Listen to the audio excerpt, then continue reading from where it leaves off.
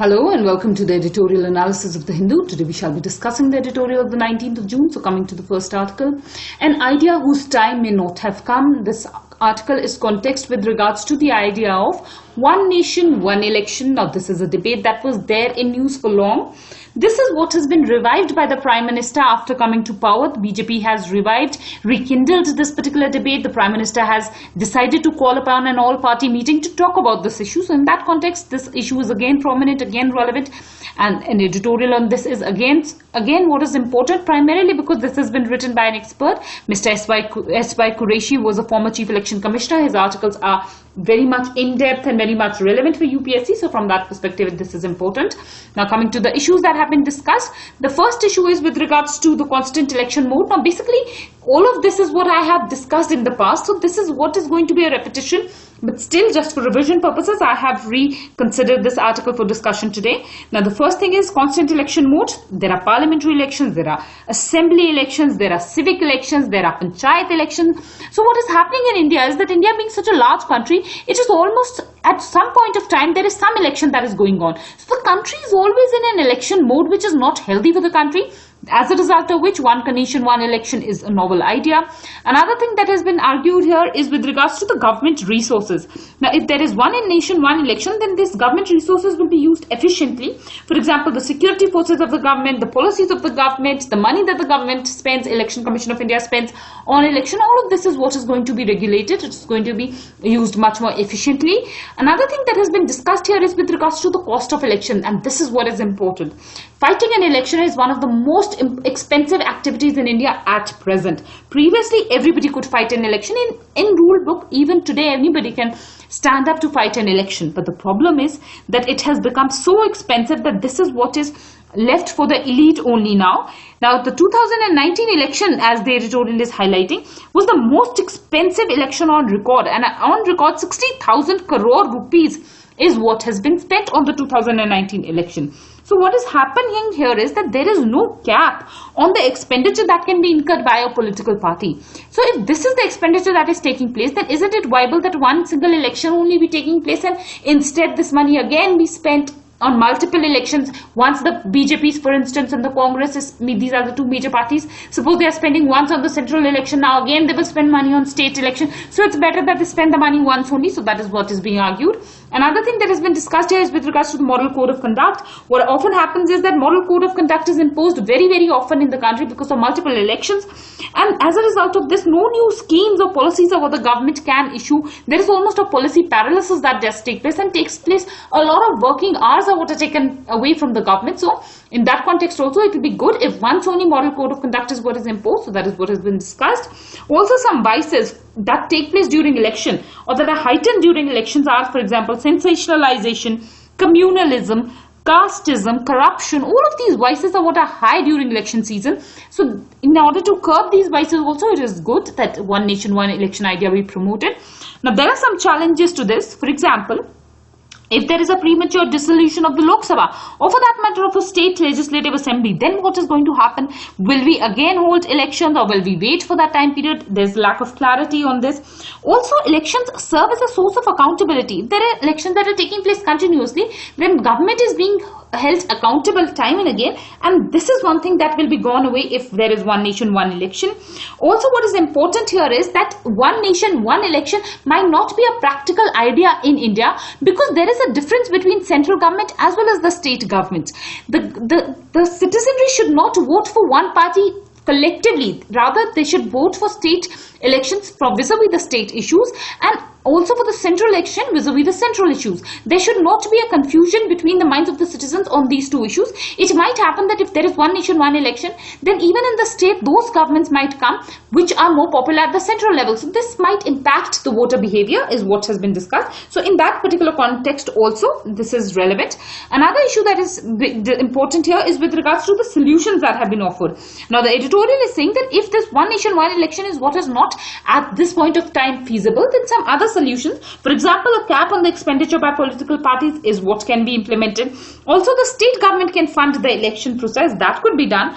Also, what is important is that reducing the poll duration.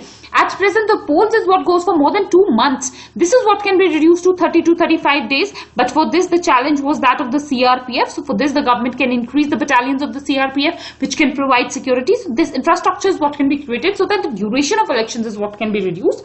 Lastly, the editorial is offering us an opinion, which is a very, very valid opinion, and I would suggest you to replicate this opinion. The opinion is that simultaneous elections will definitely be a far-reaching electoral reforms, but the pros and cons need to be assessed, and practical alternatives for this is what needs to be considered at this point of time. And this is the opinion that you must also refer to in your answers if the question on this issue is what does come. The relevance is for General Studies paper 2, so indeed an important article. Coming to the next article, building confidence bit by bit. Now basically the context of this article is with regards to the bilateral investment treaties that are signed between India as well as the other countries. So in that context, this article has been written. Now there are several issues which have been discussed.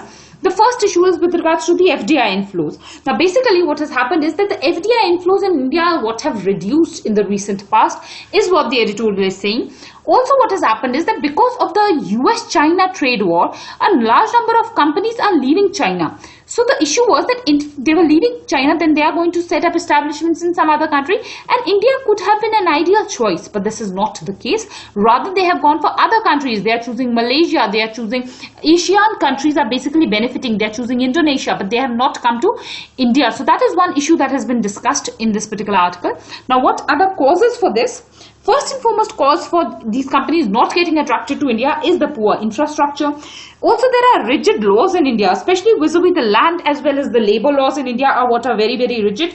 Another issue is the crisis that India's banking sector is facing. Another issue is the lack of the structural economic reforms that is there in India is what is very, very slow, and as a result of which these companies have not chosen India and rather have chosen other countries. So that is what is important. Now, vis-a-vis the bits, what you need to know is that these bilateral investment treaties are what have been unilaterally terminated by India. Approximately 60 countries, India has terminated its bilateral treaties in the year 2016, and collectively this is what is more than 50% of the unilaterally terminated treaties in the entire world. So this is what has happened in India, as a result of which investor confidence has gone down. Now, why has India terminated these treaties? This is because these treaties were set up, or these treaties were signed in the years which were largely governed by the ideology of neoliberalism, which is laissez-faire. At this point of time, these treaties were such that they were highly benefiting the private consumers over the state. And in the long run, what happened is that these private consumers often took advantage of the state, and the state was suffering because of these treaties. Often India was also sued in international fora, and as a result of which on international tribunals also. So because of this, the government in 2016 unilaterally withdrew from all of these treaties. So that is what had happened. Now, instead of these treaties, the government wants to come up with state-friendly models where there is at least a balance, at least some provisions which are in the interest of the government are also upheld. So that is what is the idea here. Now, the judiciary is also responsible for the loss of investor confidence. For example, judgments like the 2G spectrum is what has been discussed, was what was given by the Supreme Court without considering these treaties. Also in the Vodafone case, where a tax was what was imposed on Vodafone, then in that particular case, the Supreme Court had relaxed this particular tax on the company Vodafone, and the government had taken a step where the government had gone and changed the rules in the back date retrospectively so that tax be imposed on Vodafone. So these kind of issues are what have continuously taken place in India. And in the long run, what has resulted is that the investors have lost confidence in India, and there is a reduction in the FDI inflows. So that is what is the issue. Lastly, the issue is that of balance. What is required is that a balance be drawn between the interest of the foreign investors as well as the state, and thus correcting the inherent flaws which were there in the bids. So that is what has been discussed. This is an important article because a direct question can come. It has also come in the past and means that what is the reason that FDI inflows in India are less. So in that perspective, this topic becomes very, very relevant, and question directly can come. So you must prepare this particular topic, and the relevance will be for the economy section in the general studies means paper. So that is where the relevance is, and that's about this particular article. And that's about our discussion today. There's another article on doctors, but that is completely discussed. That is something that is completely repetitive. I have discussed that article previously about the assault on doctors in West Bengal. So in that context, that article is what is not relevant for today, and I have excluded it from discussion. So with that, we finish our discussion, and I thank you all for watching the video.